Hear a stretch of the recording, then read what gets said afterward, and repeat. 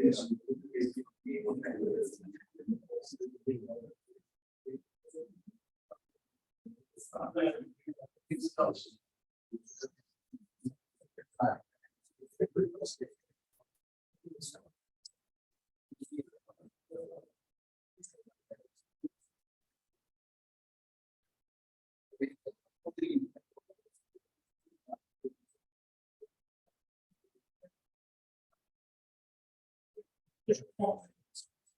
Good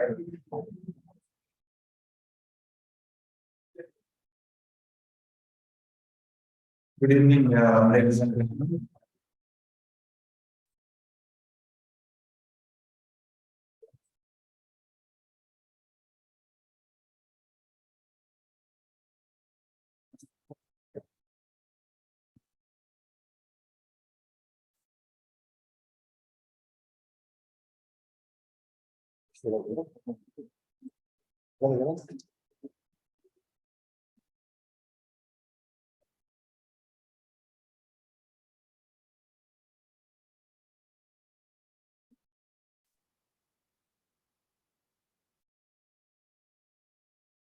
Good evening, ladies and gentlemen.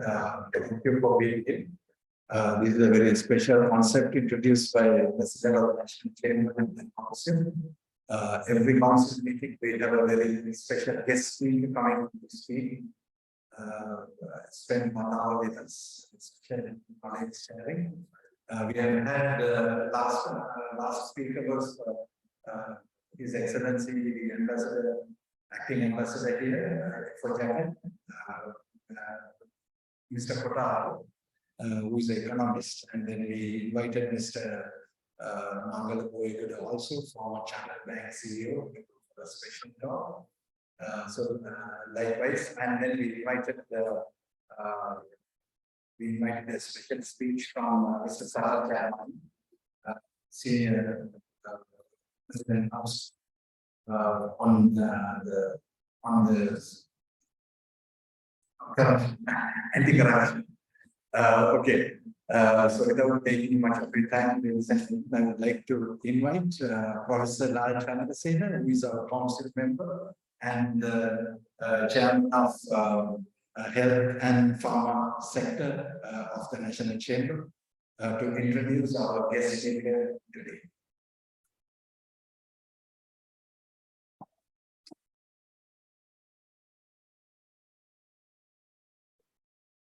Good evening to everybody, ladies and gentlemen. On behalf of the President and the Council of the National Chamber of Commerce, it is my pleasure this evening to introduce to you Professor Suranjith Seneviratne. We are all concerned about allergies, food allergies, plants, animals, and all sorts of other foreign bodies. And however, in the recent times, the COVID has changed our lives. And we are all now worried about our immunity and immunity building. So that has taken the front seat. So I think there's no better person than Professor Suranjith to introduce this topic to us. So before we start, in fact, I came to know Professor Suranjith almost 30 years ago, when we were both members of the Faculty of Medicine at Raga. That was years ago.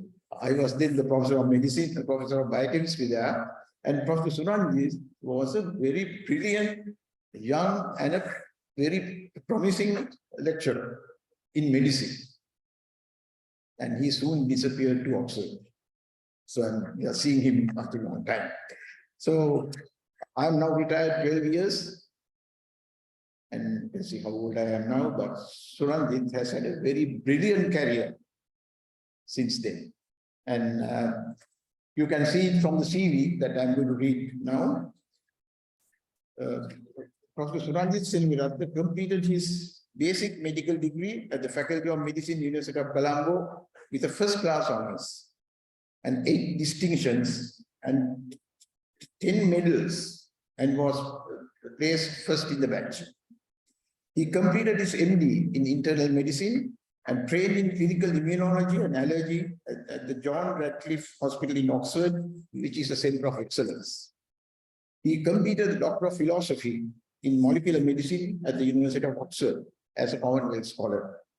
He is one of the best clinical medicine researchers in this country. He has authored 292 publications, and he has an H index of 48. For your information, in the field of science, the quality of scientist publications are rated by the number of publications and the number of times other scientists refer to that publication in their papers. A good scientist averages about H index of 20. He has an H index of 48.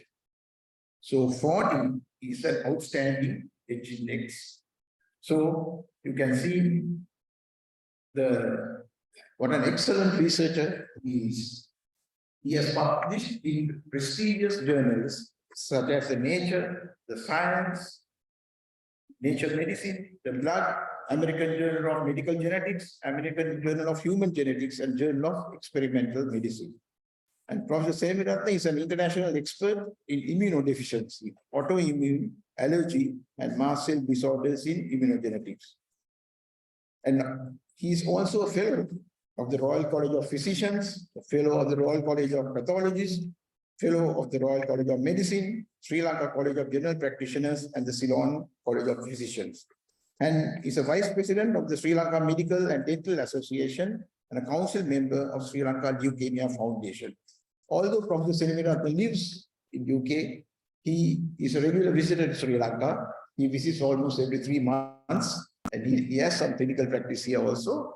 So he is always keeping his contacts with Sri Lanka. So whilst we welcome him again, ladies and gentlemen, may I present to you Professor Seneviratne to address us. Thank you.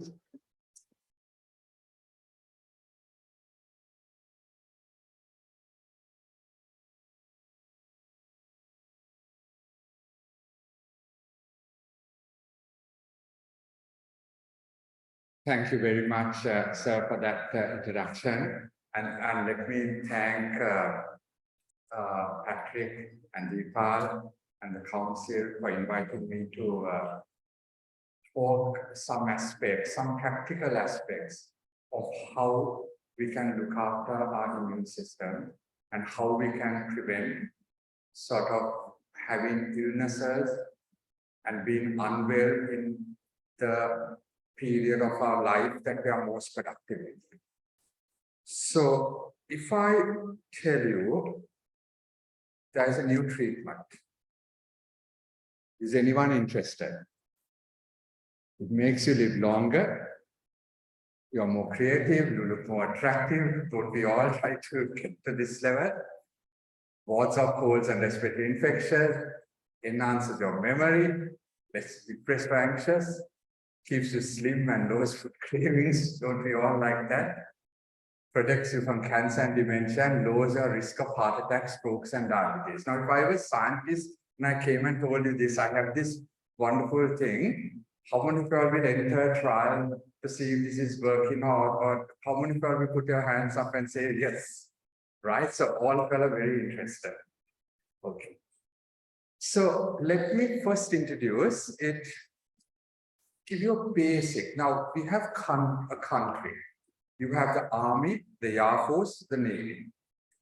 Take Sri Lanka. We want to protect sort of attackers from outside. And that's what the defense system does.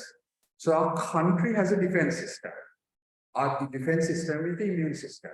So like army, air force, navy, we have the antibodies, cells, etc. Those get together to keep us protected from infections. And there are different parts. If this part doesn't work properly, then you find that you have immunodeficiency. Your immune system doesn't work, so you're deficient, and then people get lots of infections. Then what happens is, and it gets rid in the body, it's viruses, bacteria, and fungi. And you know about COVID, etc. And what are we trying to do with vaccination? We want that protection to come out very soon.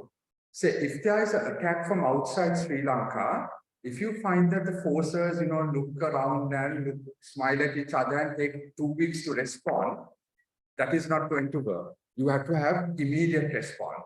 So what does it mean? You have to have memory, quick memory. You want to quickly respond, recognize it, respond immediately. And that's what vaccine does, because you give a vaccine, you produce that memory and you respond. We'll come to that later on. Now, sometimes the immune system misbehaves.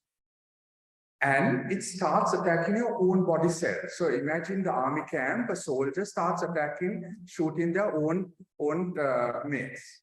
And that is autoimmunity. Increasing massively in Sri Lanka. Absolute amount, some other conditions like arthritis, multiple sclerosis, etc. Those are ones that are heard. So massive increase in Sri Lanka. Then you find the immune system starting to attack things like or react to house dust mite, mold, cat, dog, prawns, crabs, foods we eat, wheat, egg, etc. Now that should not happen. That's not a danger because our danger is the viruses, bacteria, and fungi. Here it starts attacking these and then you get allergy.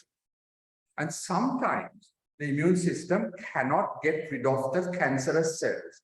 From the time we are born, we are multiplying. Cells are multiplying. Our gut cells are multiplying. Different cells are multiplying. And if they multiply, one fellow can say, okay, I'm going to do my own thing. And it can, but the immune system comes and prevents it multiplying too much and keeps it under control. If that doesn't work well, then you get cancers. So that is, if your immune system is not working properly, you're putting yourself at risk. One thing is infections, but lots of people don't forget about the autoimmunity, allergies, and cancers. So that is a very important thing to remember. There are 4 things that our immune system is doing: infections, cancer, autoimmunity, and allergy. Preventing those. And how do the immune system work? Using cytokines, chemicals. When we talk using language, English, etc., immune system uses cytokine. And we all know about cytokine. During COVID, people died because there were massive amounts of cytokine. Cytokine storms, right? And because people couldn't control it. And that was the issue. So there was a lot of unnecessary chemicals circulating, going around in our body, going to the lung, leaking fluid, and people were dying. So that is the language that the immune system uses. Just put it in here because this is at the end of the talk. I'll come back to this. Now, always you have one cell that is the cell that can become any other type of cell. Right? So that is called pluripotent, just the name pluripotent. And that cell can become the immune cells. That's one thing. But it also gives rise to skin cells, heart cells, nerve cells, neuro cells, lung cells, etc. Now, what a big advance in medicine that we have currently is that we can take a skin cell and using some processes, make it a heart cell or a nerve cell. Because heart cells and nerve cells, once it dies, you can't regenerate it. So people having a myocardial infarction or a heart attack or a stroke, or if they fall and injure their spine, they are in big problems. And if it's a big heart attack, you can go into cardiac failure because you don't. So now what has happened, they won the Nobel Prize for being able to take some other cell, like a skin cell, use some chemicals, and be able to make heart cells and nerve cells in the lab and be able to use it in medicine. So I'll come back to that, but I just want to show the schematic here. So again, what do the immune cells do? It is preventing us from getting infections. When it misbehaves, it produces autoimmunity, allergy, and cancer. And then the currency that we use for the immune system is the cytokines. So the question is, how do we I'm missing a slide here. Okay, I'm missing a slide here. So how do you, no, firstly, autoimmunity, allergy. Allergy is absolutely on a big march at the moment in Sri Lanka. I mean, you speak to somebody, someone is allergic to something, right? Massive. So you have house dust mite, mole, cockroach, cat, dog, milk, eggs, fish, shellfish, nuts, etc. Massive increase in allergies because the immune system is misbehaving. And when they misbehave, you get a whole lot, including very severe allergies, including anaphylaxis, where you can collapse and die. There are certain foods that have histamine. just a quick digress into that. Certain foods which we knew for ages, you speak to your grandparents, your parents, etc. They used to tell you don't eat a lot of banamalu, etc. because it is, as they used to call it, heating. Those things like tomato, pineapple, spinach, vinegar, avocado, prawns, crabs, etc. have a lot of histamine. So if you have an allergy and you're taking loads of antihistamines and you're taking lots of red wine, champagne, beer, or if you're taking a lot of those foods, half those antihistamines are going to neutralize the sort of the histamine in the foods and in the drink that you take. So that is an important consideration to make because some people get a lot of allergies. They are swallowing antihistamines and everything, but at the same time taking a whole lot of foods and drink which has histamine. So that has to be looked into in the correct context. Next, autoimmune diseases. Massive increase again. These are some other, there are more than 100 autoimmune diseases where the immune system attacks our own body. And that is a big issue in Sri Lanka, which we have to bring it under control by looking after our immune system, because otherwise these are big diseases in later stages of life. Most of the healthcare costs go into looking after those who are not productive. So you make a lot of, because once you retire and come to the end of the life, you have made a lot of money, but you spend a lot of money on your health. If it is a person who is not having lots of savings, etc., they'll be using state resources. So it's a lot of money that you're using by not looking after people's health initially, because if they get disease, treating diseases is so expensive. So how do we look after? This is the sort of crux of my talk. How do we look after our immune system? I told you the problems that can occur if you don't have a healthy immune system. And this has to be started from a very young age, but you can do it at any age. You don't have to, it's best start at young age, but any age you can. Diet, sleep, fluids, stress, and vitamin D. Now, as an immunologist, lots of people come and ask me for that magic pill. Doctor, my immunity is a bit low. Can you give me something? Because I want to get my immunity up. Magic petta. Immunity. That's what they want.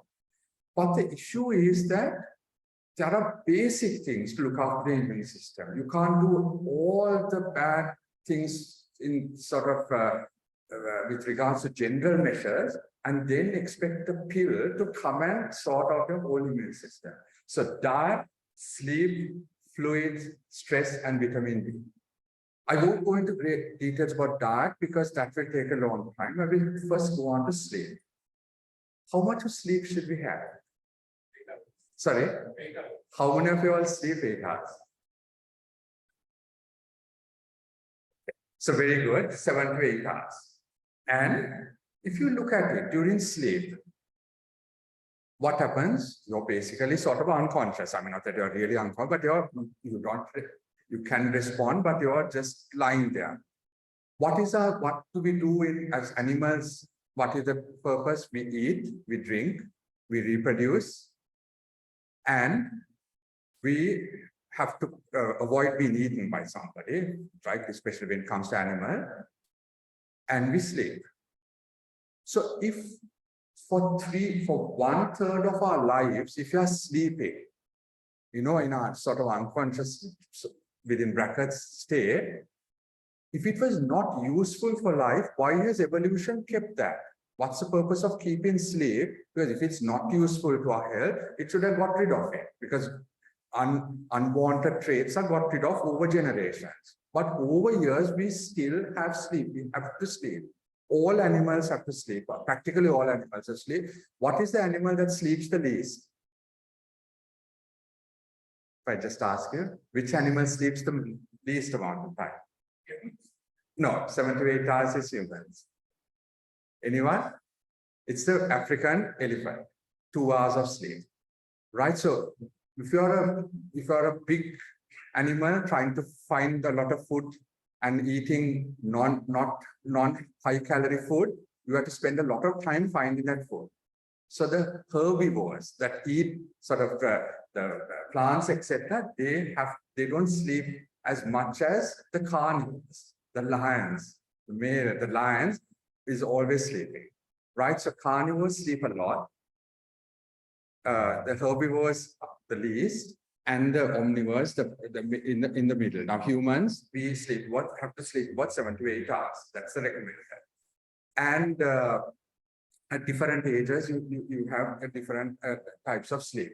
So sleep, if you look at it, there are cycles of sleep.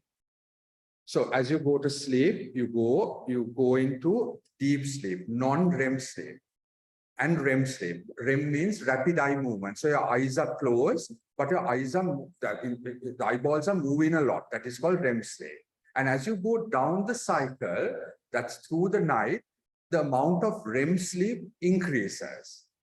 The proportion of REM sleep increases. So if you are always waking up at 3 o'clock in the morning, you will find that you're getting the non-REM sleep, but towards the latter end, you're not getting that REM sleep, where you have vivid dreams.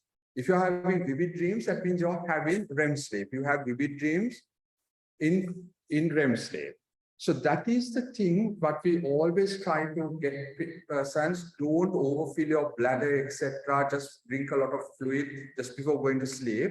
Because if you do that, you might get up in the morning, in the early hours of the morning, you have a risk of falling over something, trying to get to the toilet, etc. And you'll be just breaking that cycle. So you have to have about 4 to 5 cycles of sleep each night.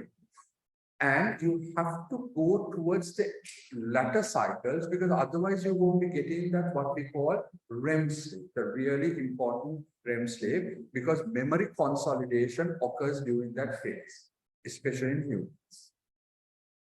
Different stage of sleep, not so deep, then you go into deep sleep, and then you go to REM sleep. And this cycle just keeps on repeating like that as the day goes, as the night goes.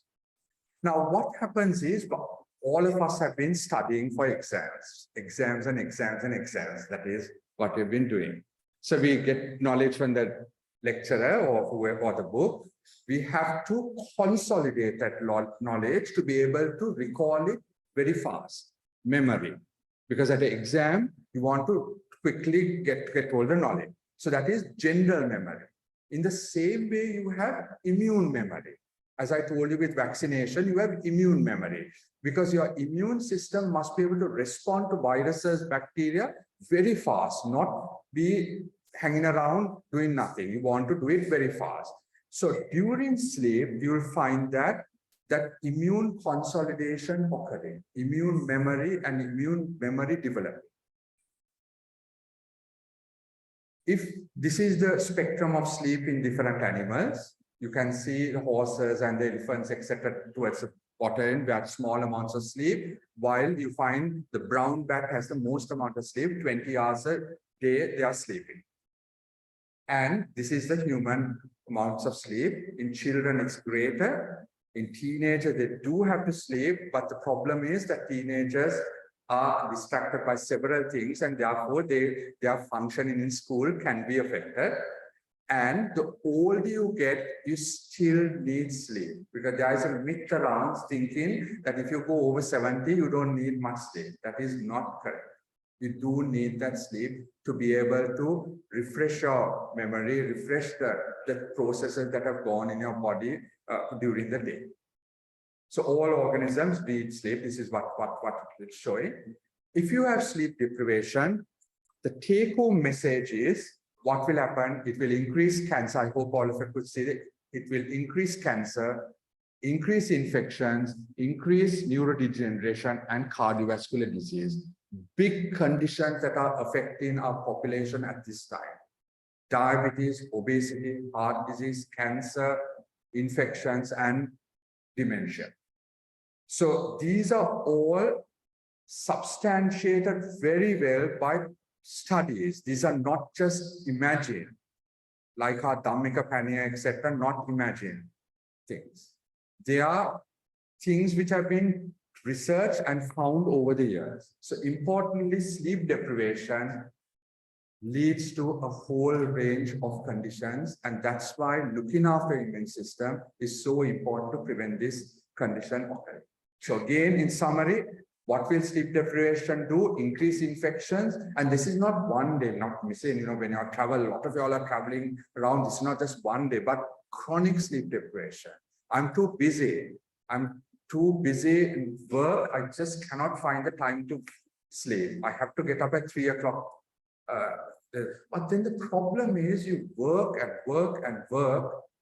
And then at the latter part of your life, you're unwell, right? And spending all the hard-earned money on healthcare, right? So the issue is because these are big conditions which cost a lot of money, etc. So the important thing is increase of viral infections, increase cancer, increase infections, and the other metabolic disorders. I had a child recently come in, a mother bringing the child, about 15 years of age.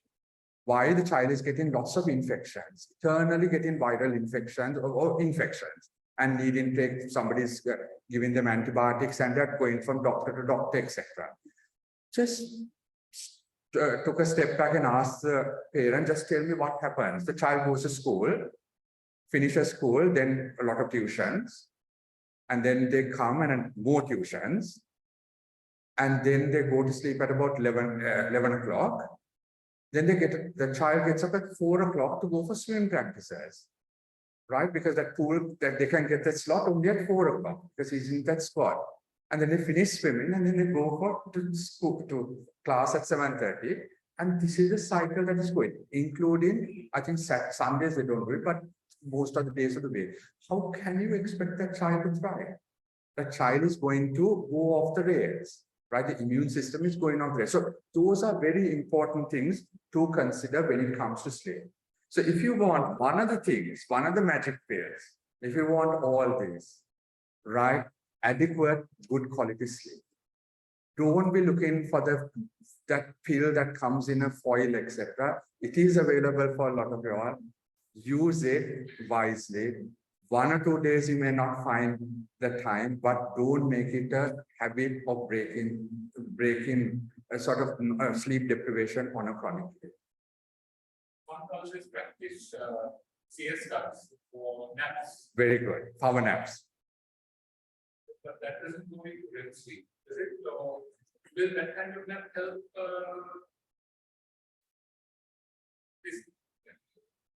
Will it help? What's the impact on it? Yeah, so research has shown that what they call a power nap, right? And that there's a nice history behind why they call it a power nap also, does help. So if you have opportunity, people are told, if you have opportunity, because not everybody can do that, to get some sleep in the afternoon, as long as it does not affect sleep in the time that you generally go to sleep, because we have a circadian rhythm.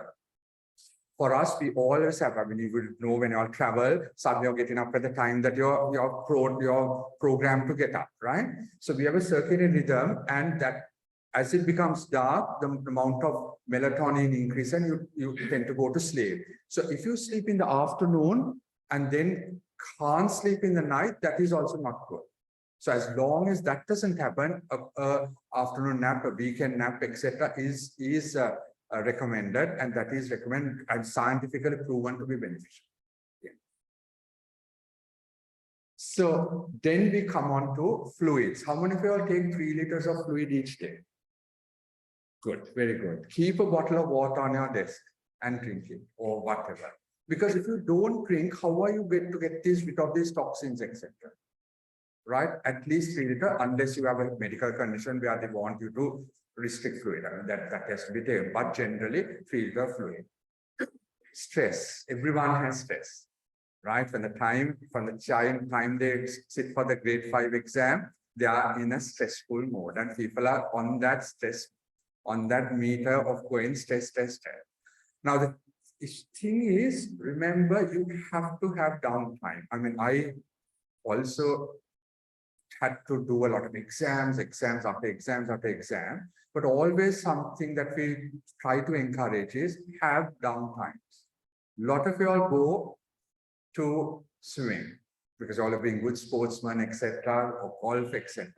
Don't make everything a competition. Don't go to the pool and say, I want to do 50 lengths in 15 minutes.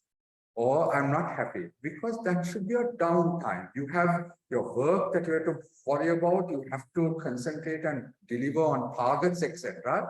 What happens if you have a target for every suppose downtime that you have, every relaxation, you go to the beach, you have to run that amount of paces, unless otherwise you're not happy, because then you go into a sort of negative spiral. You're not really having downtime.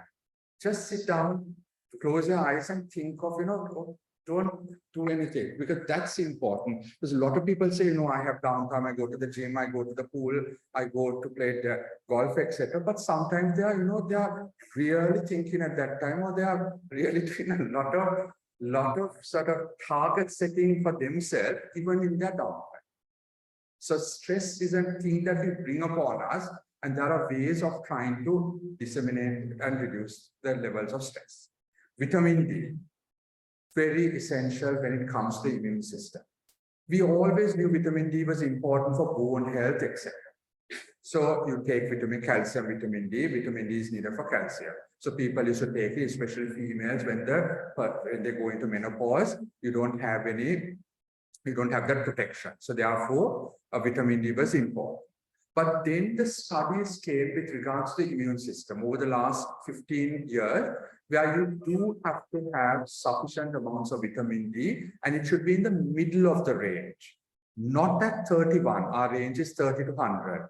You don't try to target at 31, 32, 33. That is for metabolic. If you want the immune, you should go into the 50, 60. Right? Not too much. You don't, just because vitamin D is good, too much of good things is not great, right? You don't go and take 10 tablets of vitamin D each day because you will hit your kidney, right? So you have to take a certain amount to maintain. And vitamin D, the sunshine vitamin, is so important for immune health. And what you notice in Sri Lanka, people are not going into the sun. Right? They don't want to get dark. They want to be in the, they want to be in the shade. They get in from the car. They walk hardly 10 yards to their office. Then they sit there, then they get up and then they go to another place, and they are not spending time in the sun. Children are in school and others are not. So how are we going to get vitamin D? You can eat a lot of different types of food, but you're not going to get sufficient vitamin D. So important, look after your vitamin D, because that is so important. Then so those are some basic measures. This time that you should use the Early morning, in the morning, yeah, because our sun it rises quite early, and UK we don't have daily sun, so when there's sun, everybody jumps and runs out and runs onto the beach, and then they can put them in risk of cancer. Yeah. What's a good level of exposure for adequate vitamin D, for example? Depends on the person. Yeah, you can't, because the different colors of people. Now we are dark skin, our vitamin D conversion is not good. The white skin would convert it far better, because we have a natural protection of not being able to, we have the melanin protection of the sun, but we do not convert the vitamin D, because we have to get it to the active from the sunlight as ultraviolet vitamin D. We don't convert it as well. Based on comparing against sunlight vitamin D and the pill vitamin D, is there a difference, or is there a quality of it? Ideally, it's better to get it naturally. But the problem is we live in a practical world, right? People have to go to school, people have to work, etc. Right? If you're retired and you're relaxing in the sun, yes, but you can't, tell a busy executive, go and spend 2 hours in the sun or 1 hour. That is not practical. It's always things have to be practical. So the thing is that then you have to go into supplementation. Okay. So then we come on to the next one. I will quickly go through the next 5 minutes, these interesting things about medicine. So I told you some aspects of how to look after the immune system. There are lots of things that each and every one of you can do. If you stand back and say, all of you all are carrying 3 kilograms of bacteria in your intestines. Why are you carrying 3 kilograms of bacteria in your intestines? Right? I mean, that's crazy, right? You're carrying 3 kilograms. So next time you weigh yourself, you should weigh and then say, I'll subtract 3 kilograms because those are not my cells, those are some other cells. 2 to 3 kilograms of bacteria. And that is what you call, you have 100 trillion microbes, not only bacteria, other things, 10 times the number of human cells. So you are more bacteria than human. Because you have more bacterial cells than human cells, right? That is a fact of life. And 3 kilograms. So again, evolution would not keep 3 kilograms bacteria hanging in your, because everyone wants to wash their hands and get rid of everything possible from, and you know what the Americans did. They didn't want to touch anything. They didn't want, every time they did something, they want to run and wash their hands. I mean, hand washing was important during COVID, etc. But the thing is that when it comes to gut bacteria, etc., that is playing some been got rid of. If I give you a good example, elephants in Madagascar, 90% or 95% had tusks. That was tusks, right? Then the war came. The war came and both parties were killing the elephants to get their tusks. Over a 30-year period, from 90% of elephants having tusks, it reduced to 30%. Because it was a beneficial thing to not have tusks, because you would not be killed. So processes work in such a way that they were producing more tuskless elephants. So evolution does work even in short periods like that of 30 years and tusks. Now, that's a major change. So the thing is that gut bacteria are there in the intestine and separated by separating the sort of gut bacteria here, there's one layer of cells, separating it from which part? The immune system. So you have an immune system, the gut bacteria, and you have one layer of cells. So what are they doing? They're continuously talking to each other. So if you don't look after your gut bacteria, what will you do? You'll affect your immune system, because they'll be giving wrong signals to the immune system. And the immune system from there will be circulating all over, giving wrong signals to the brain, to your heart, to your kidneys, etc. So this is so important. Respect your gut bacteria and don't get rid of the good bacteria unnecessarily. And how do we do it? For every small thing, people swallow antibiotics, especially in Sri Lanka, because we have ready access to this. We have ready access to antibiotics. The second time a child coughs, you're given antibiotics, which is basically viral infection. So viral infections are not treated with antibiotics. Number one, you get resistant, etc. But in addition, on an individual basis, you are doing a lot of bad to yourself by just swallowing antibiotics. You maybe feeling good psychologically, but you're doing bad because you're getting rid of all these good bacteria. And what happens? The bad bacteria increase, send signals to your immune system. The immune system misbehaves because you're getting wrong signals. So it's like a lawn. You have a lovely lawn, and then you find that you get rid of the lawn by going and misusing it, using all these different chemicals. And the best way is to avoid that process. I mean, there's no purpose in destroying the lawn and then using probiotics, prebiotics, etc. Not that no purpose. That is one thing we can do. But the better option is to prevent that lawn getting destroyed, the bacterial lawn, by misusing antibiotics in children, in adults, and older people. So that is the importance of the microbiome, the gut microbiome. Look after your gut microbiome. Don't be swallowing all these antibiotics unnecessarily when you have viral infection. Viral infection, COVID, people giving antibiotics unnecessarily. COVID is a viral, I mean, SARS-CoV-2 is a viral infection. I can remember so many webinars I've been involved and people were talking about antibiotics, etc., when not realized that is a viral infection. So finally, I'll just talk to two things: personalized medicine or precision medicine. First question for antibiotics. There's also argument for probiotics. Very good. When you're having like illnesses, etc. Shall I come back to that in the question? I just finished these two topics and then we'll come back to the very good question, probiotics and prebiotics. And that is a very important question. Where does it come in, right? I'll come back to that. So personalized therapy. What do we want to do with personalized therapy? We want the right patient, the right drug at the right time, and we want that whole pathway to work. That is personalized medicine. That is, if you take a drug, we are not like this. Previously, medicine was in this fashion. Everyone is the same. But you know that physically or functionally, we are like this, right? We are different. So therefore, you want a drug that is best, that is not toxic, but beneficial. You don't want drugs which are not beneficial and toxic. So you want to select the best person to give the best drug. It is especially so in cancer therapy and in patients with immune problems, etc. But it's coming across the field. So what this means is using genetic tests. Now, genetics has come in a big way into medicine, massive way. That's another big area. And with genetics, using the appropriate testing, we can decide that in certain patients, it will be beneficial. So therefore, we can say drug A for person A, drug B for person B, drug C for person C.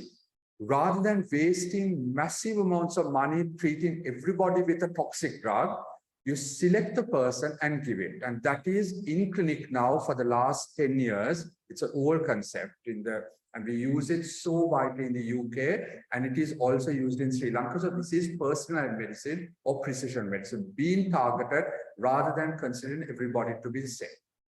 And finally, so it's all about you. It's not about the general population there. What is it? It's all about you selecting the drug, the correct drug, and that's what students are taught here. And finally, about stem cell therapy, a massive advance. Nobel Prize winners about 3 years ago for finding this, the chemicals that cause this. We can take skin cells, differentiate it or change it over time to heart cells and nerve cells, and that is being used in patients who have damage to those vital cells which can't regenerate itself. But I must tell you, this is not for the person who comes and says there's a little bit of tingling on the finger.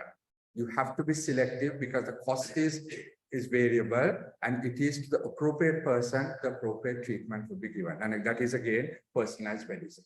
So what have I done in this few minutes? I told you what the components of the immune system are, that is antibodies and white cell. I told you that if you don't look after it, you can become immunodeficient and you might not be able to fight the viruses, bacteria, and fungi. I told you that autoimmunity, allergy, and cancer are big problems if the immune system doesn't work well.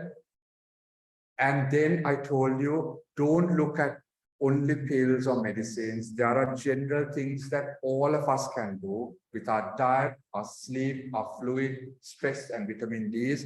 I touched on 2 or 3 aspects like vitamin D, stress, and fluids and sleep. I didn't go into diet because that's a big area. Then I told you about gut microbiome, why we carry 3 kilograms. Don't misuse antibiotics because you can be storing a lot of problems for the future.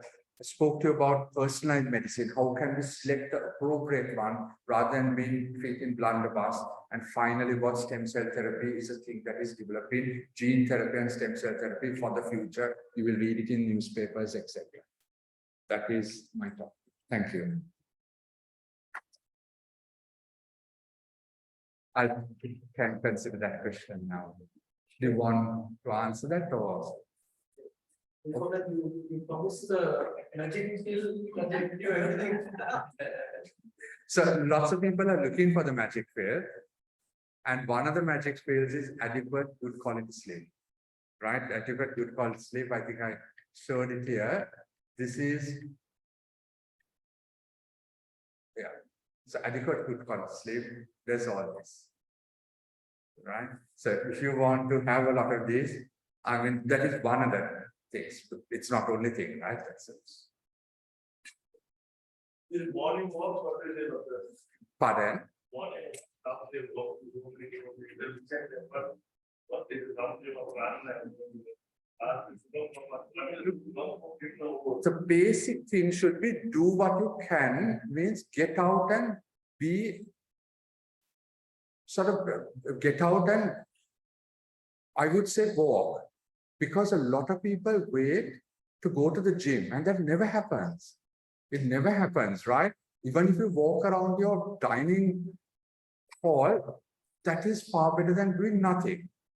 And the thing is that people have certain targets. This is the amount they want to get their heart rate, etc. But I think the first thing that people should do is get on and walk a certain, right? If you go to a place, walk to the car rather than always get in the car. Up to you. If you go to a place where the building is 3 stories, why go up in the lift? I mean, if you have a thing like arthritis and all, there are things to be taken, but I'm telling the general thing. If you can walk a certain distance, I always try to follow that. A certain time you can't go in a hurry, etc. But get out and walk. Whether you walk, I mean, people say it's better to walk in the morning, etc. I prefer, I just can't find that time in the morning, so I try to do it in the afternoon. But the most important thing is walk that amount of time during the day. I think that is going into, because you can't generalize completely, right? Where are you walking? What is the health? I mean, because if you tell somebody to walk barefoot in a place, I mean, they may not like it. So then you take, but a good pair of shoes, that's important. A good pair of shoes, right? That you won't cause other damage to the same. If you have a suitable pair of shoes, not good pair, suitable pair of shoes. So I think that is going into sort of more into the individual person. What is the individual person? You can't get because I mean, when you see patient, you can't get a person who is, selling vegetables to wear a pair of shoes and, go for this. You just tell them to, do some walking in the house or in the garden, etc. Right? So I think it is more targeted to individuals. What about a small drink in the evening? I mean, I don't think any doctor would say smoking out. Smoking is out, right? Smoking has been shown in multiple studies that it is deleterious to health. There are different camps when it comes to alcohol, because some people go with the thing, no alcohol at all. But the most studies are showing that 1 or 2 drinks is sensible. But 1 or 2 drinks, again, it depends on what the size of drink, and all those things have to be brought into, is something that you wouldn't frown on. You won't try to stop that, because people have to relax and people have to do something. You can say you can relax at the pool, or you can relax just sitting around watching TV, etc. But if that is one, the problem that happens is not excessive drinking. That's the important thing, where people will start with 1 or 2 and then end up with every day drinking a bottle. I mean, that will go into the other aspect. But I don't know, I take always a practical perspective medicine. If you tell a person, don't do this on a long term, they will never follow that. They will never follow. We are humans. How many of you all have tried diets and then gone back on diets? We do it for about 1 month. And if a person comes and says, doctor, I don't eat this, about 100 things, they won't follow that, because you can't, right? Your brain will not. And then 1 month after that, you are not following it. So it's far better to be practical to the people, and it gives it some sensible advice. So if you tell everybody don't take any alcohol, that won't work. There are certain instances, if they have cirrhosis or they are actively, you just tell them, or their allergies become bad because of the alcohol content, you try to veer them off for a short period. But always I tell them, avoid these for a short period, you can get back.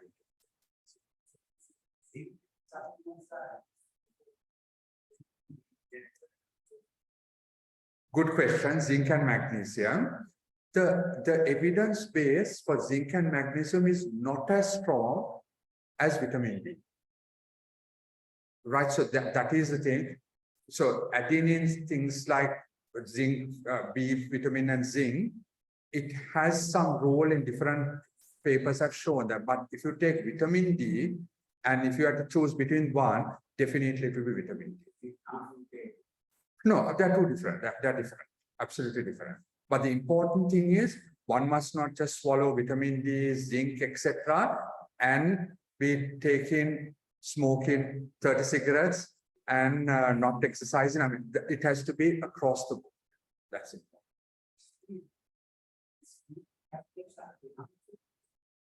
Good question. Good question. Rushing to sleep in tablets is not the first thing you do. If a person comes and, I mean, I'm more immunologist, I have to concentrate on different area, but I always, if I find that I was struggling with getting this person, I always just check about their sleep, etc. Because I'm not only a sleep doctor, because the immunity come in. But just repeat that the specific point you are sleeping. Yeah. So sleeping, what happens is if a person finds that they find it difficult to sleep, so just sit back and ask them, right, what do you do before going to sleep? I'm on my tablet, on my phone, I'm sending an important message, your brain is working, right? So you can't switch off, blue light is coming in. Or I take a big amount of alcohol, or I eat and within 5 minutes I want to go to sleep. Your intestines are really working at that time. Or you take a lot of fluid and then your bladder is full. We know that as you go older, your bladder capacity gets limited, right? You can't keep that amount of fluid. And then you want to go to the toilet. So it's far better to go to sleep, trying to correct sleep hygiene. As we say, sleep hygiene, to look at what are the things we can change in that sleep process, rather than making it the first thing to do is going to sleeping tablets, which can be addictive. Certain medicines can be addictive. So that should be the last resort under specialists. But the problem that happens is patients go and put pressure on their doctor, and then they get into this cycle of sleeping tablets, right? Which is really not an appropriate thing for proper, healthy, and adequate sleep. Occasionally, stressful times, people may consider, after looking at other aspects, a short duration, but not on a long-term basis, definitely. It's far better to check about sleep and correct sleep hygiene rather than looking at it. Yes. Destroyed our immune system. We have gone better in our immune system after COVID-19. We have a better memory. To the SARS-CoV-2 virus, if you were vaccinated or if you got the infection. So, I mean, we know that from 2000 to 2002, we were in the midst of a massive pandemic of COVID, right? Of SARS-CoV-2.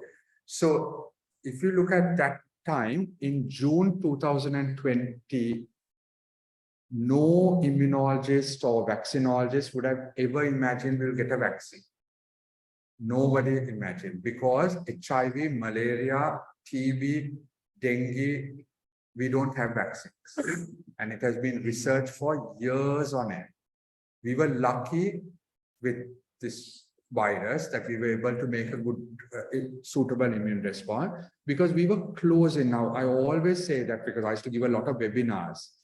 And when one of my first slides that I used in the webinars were amount of COVID around the world.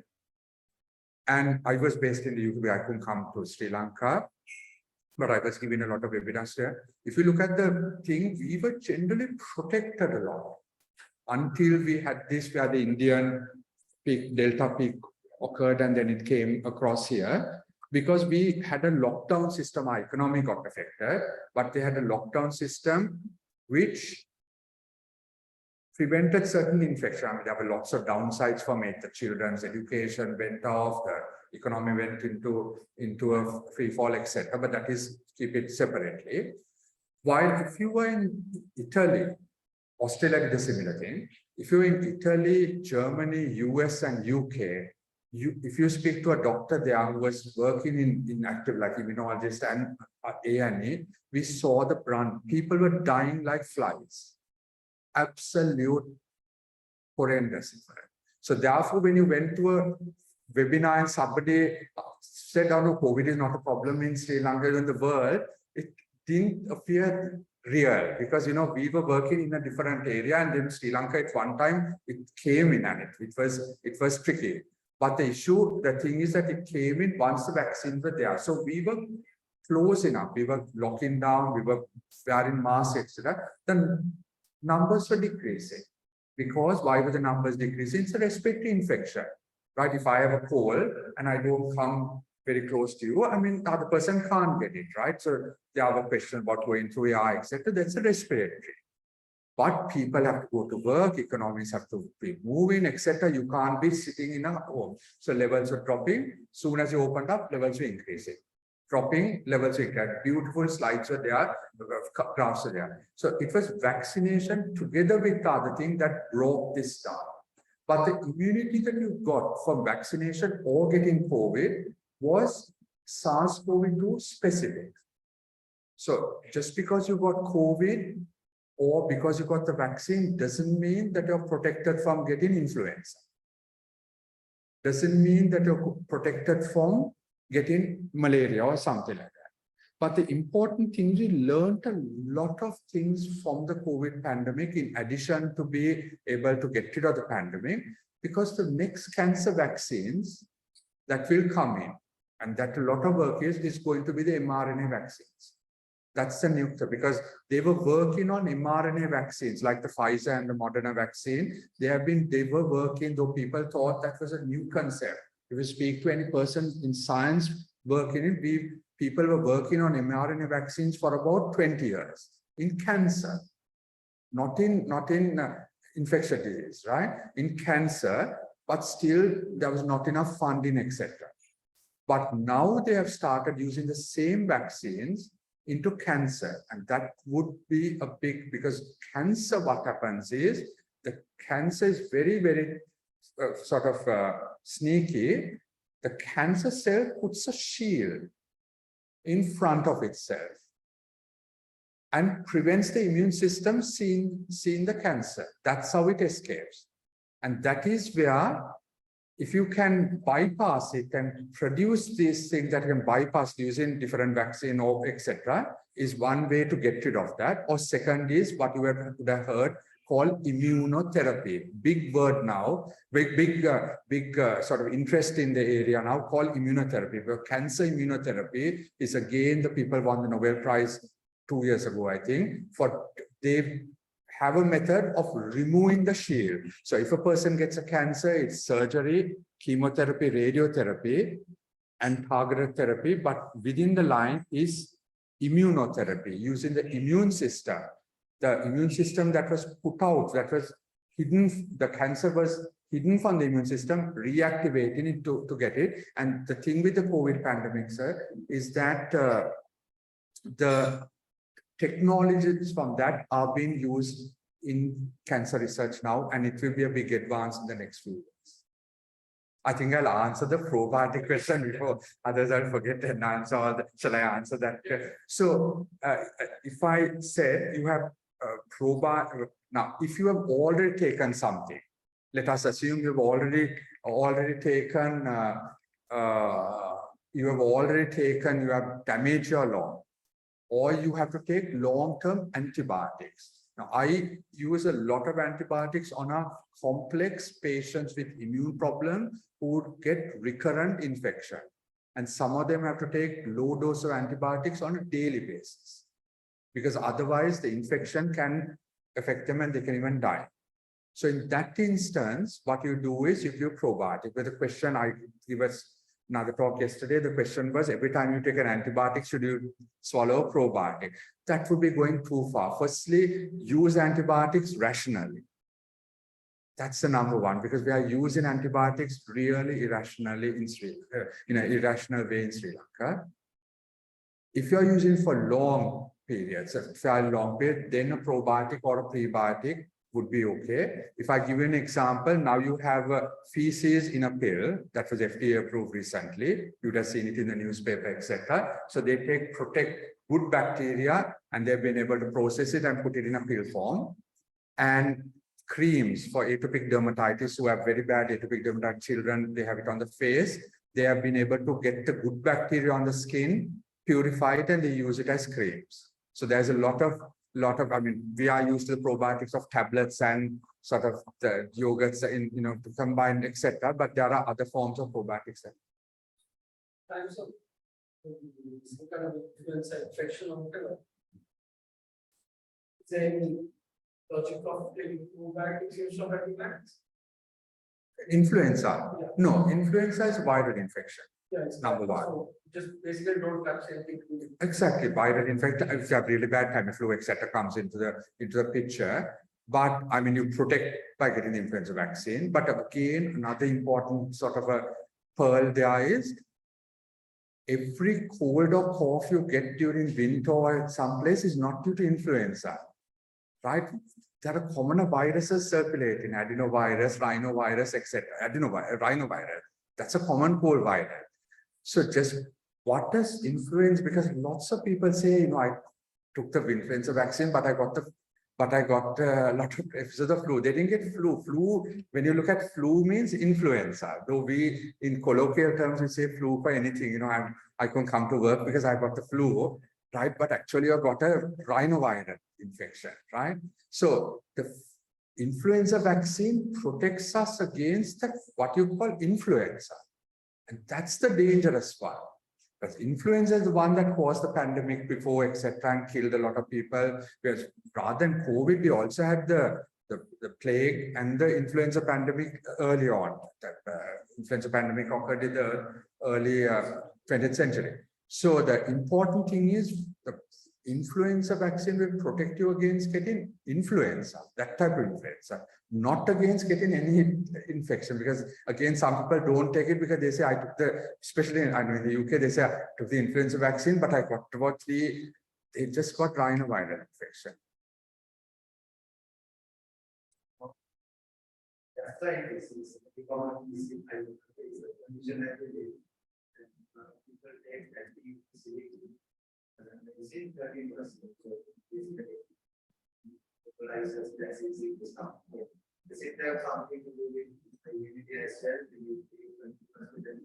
They have not more than immunity. It has been we have acid in our stomach for some reason. Right? You don't evolve with acid in the stomach for some reason. And what studies have shown is that suppressing acid is important. Because a lot of people, now when I see patients here, practically all come out with gastritis theory, right? That is a common term. Everybody has gastritis, right? As you go older, your sphincter relaxes. I'm not a gastroenterologist, but I'm just giving general medical knowledge. Sphincter relaxes, you become a bit obese, and you lie down on bed and you're flat, and there is reflux going on, and it causes a problem. So at that stage, for limited periods of time, using an antacid, a strong antacid, will neutralize it. But then when you do it over a long period of time for no reason, right, you have to stop, give it some cycles of stopping the antibiotic for no reason, then you're messing up with physiology. Because normal physiology is you have food going in, it's broken down, etc. When there is reflux, you want to stop that reflux. Yes, for short periods of time, you can take it, get better, and then look to see what aggravates it. Are you eating wrong food? Are you when you lose weight? Are you drinking sufficient water to try to reduce the sort of aggravating factors? Are there other factors rather than only just swallowing antacids? But it doesn't really affect immunity in that sense. From not like antibiotics or sort of misuse of antibiotics. Yeah. In an indirect way, if it doesn't, then you can absolutely. So sorry to keep talking very tight, but you mentioned about personalized and targeted medicine. Precision. You said it's also available in Sri Lanka. How do you get about it? Testing or Yes. So certain, I mean, it's coming into Sri Lanka because Something new? it's fairly, I mean, not in the world. It's been in the, I mean, from the time I was in Oxford, we were talking about person, that was way back in 2000. Should And that be the children concept? Yeah. no, so what happens is the human genome basically means all the genes, right? We all thought we'll have lots of genes because we are the most intelligent beings on this world. And we found that we have less genes than certain plants also, right? So we had about 25,000 genes, and all basically the book, right? If you have a book, all the letters in the genes we have were decoded in 2000. So from that time, people thought, wow, wonderful. 10 years time, 2010, everybody will be healthy because we know everything about gene, but then there are so many levels of complexity. So then they found that by looking at the changes that are found in those genes, specific changes, we can select drugs for heart disease, we can select drugs for cancer, especially immune problems, etc. So now what we do in clinic there, if you have a cancer patient or if you have an immune patient or certain heart disease patient, they do the standard test, but they also do 1 or 2 specific genetic tests, which are relevant clinically. You don't do blunderbuss testing, right? Relevant. And if that change is there, you will give 1 drug. If I just give you an example, this is not what happened, but if one change is there, you use 1 statin. If another change is there, you use a different statin. You won't give everybody. So that is a sort of picture of personalized medicine that people are using. So there's a question about the immune system. In Sri Lanka, our mothers and grandmothers have been very protective of the kids about not bathing at night, drinking water, big rice, cream, I will not get pneumonia or whatever. But I found is like my parents, they didn't care about give that. And you can do it, I do any of that and I don't get a cold. But then there are my cousins who follow that. And if they have ice water, surely next day they have cold. Is it psychological or is there actually a immunity that we build up by doing those things with their kids? Good question, very good question. I mean, it can be a discussion of 1 hour on this one, right? But you all ever heard about the hygiene hypothesis, right? Hygiene hypothesis, old concept, 20 years ago again, they had 20 odd years of the hygiene. So they found in 1996, actually, they found that the farmers in Switzerland, their children were more healthy than those living in cities because the farmers used to take their children in their basket, keep them near cows, etc., milk the cows, and etc. And they were, exposed to a lot of things.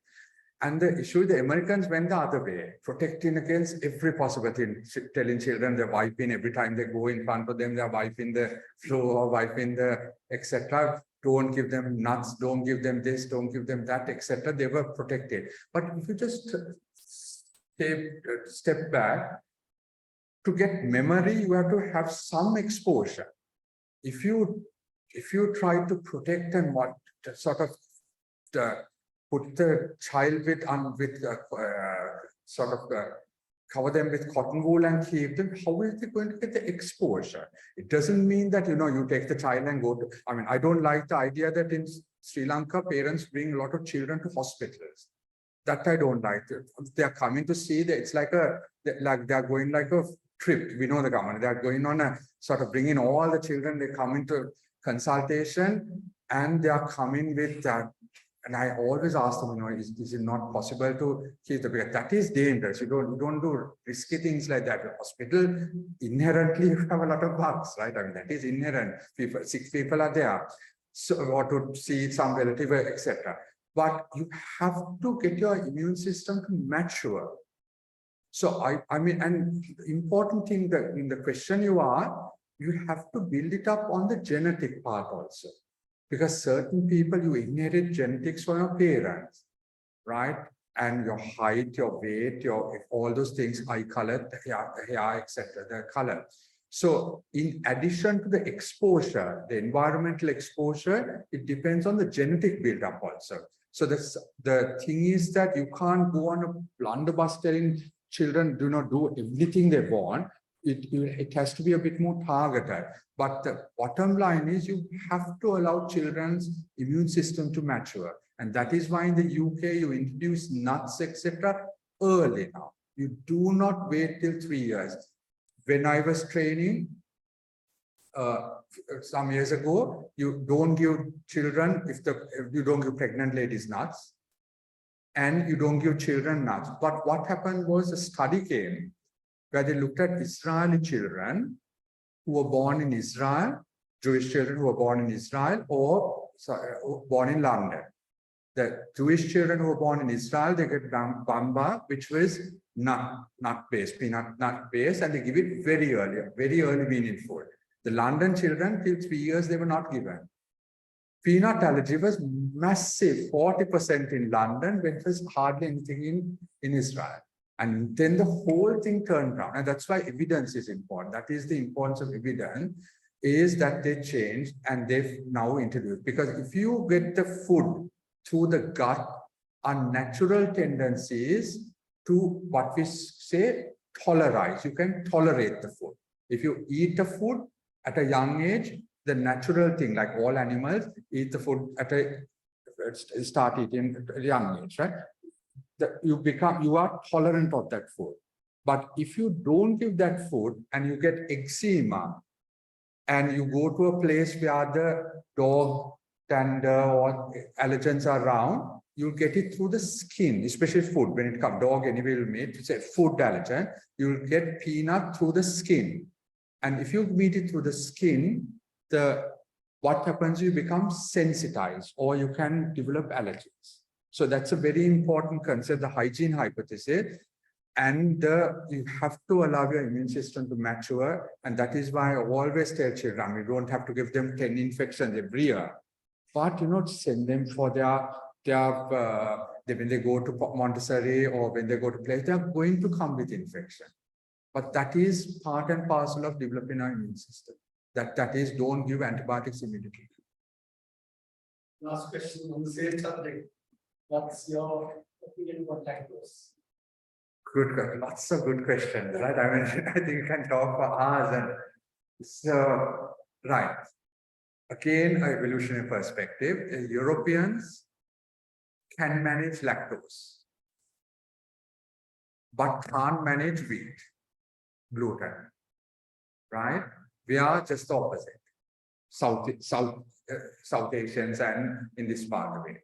So a lot of males, Sri Lankan males, Indian males, etc., middle-aged, can't manage lactose. You tell them to drink a cup of milk, they drink it, and then they're feeling very like their tummy is upset and you're struggling because we don't have lactase. The lactase levels drop off very rapidly. Even Chinese have this issue. Lactase levels drop off very rapidly in certain population. Europeans, no problem.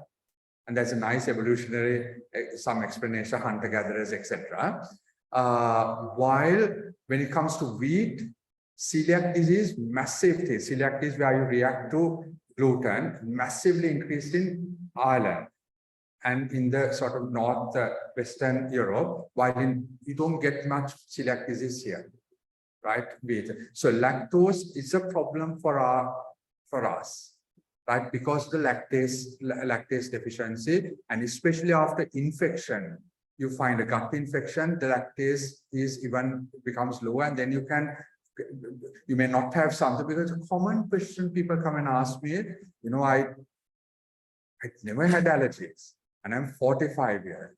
You can get allergies at any age, right? People can be 80 years and you can get hay fever for the first time, right? Because so doesn't mean just because you have not had allergies for 60, you won't get it, right? So lactase and lactase deficiency is important when it comes to this. Last question. What is your opinion about the COVID vaccination? So you're asking immunologist.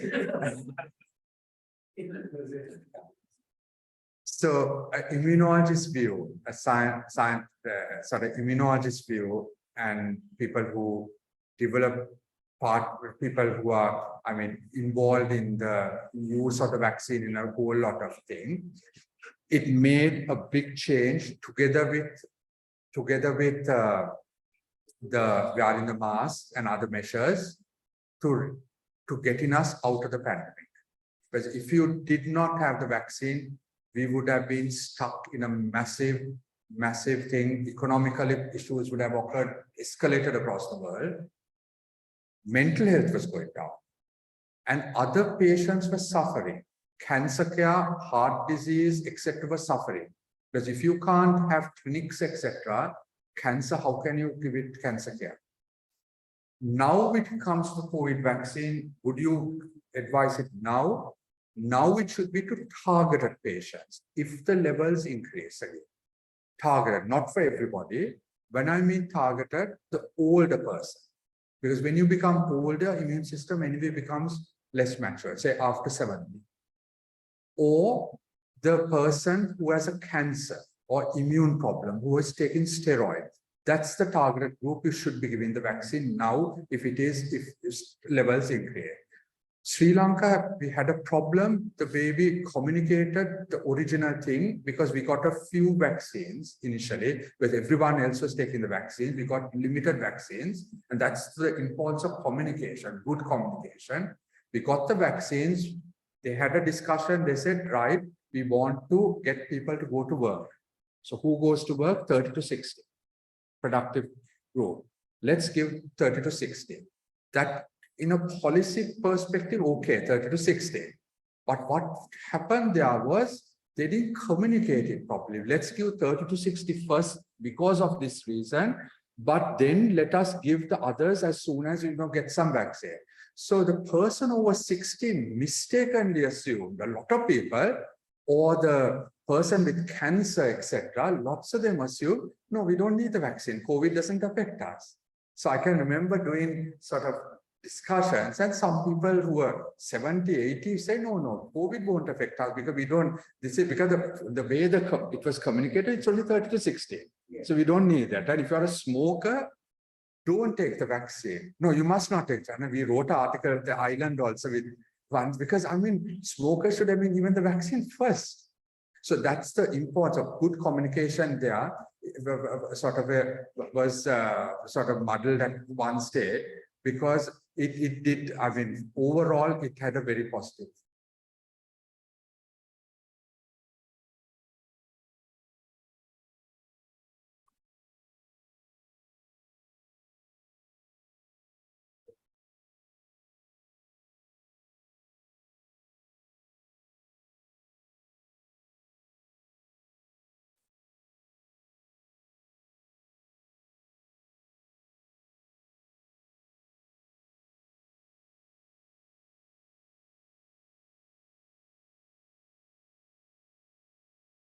Thank you, Professor. Such an interesting presentation. So much of information you can share. And on behalf of the National Chamber Council, I would like to request President of the National Chamber to hand over the appreciation to the Professor. Thank you, sir, taking your valuable time with us.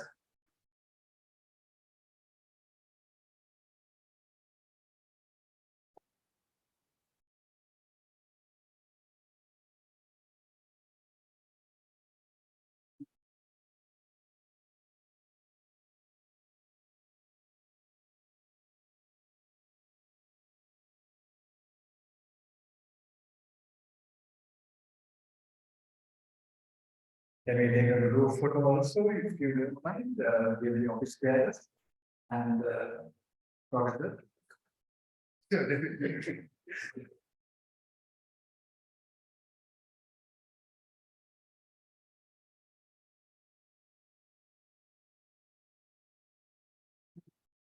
No, please.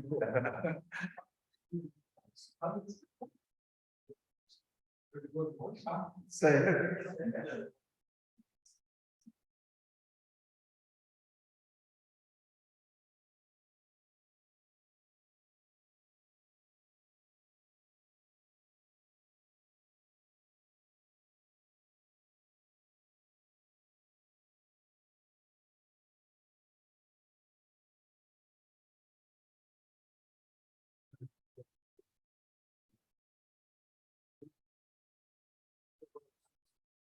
Thank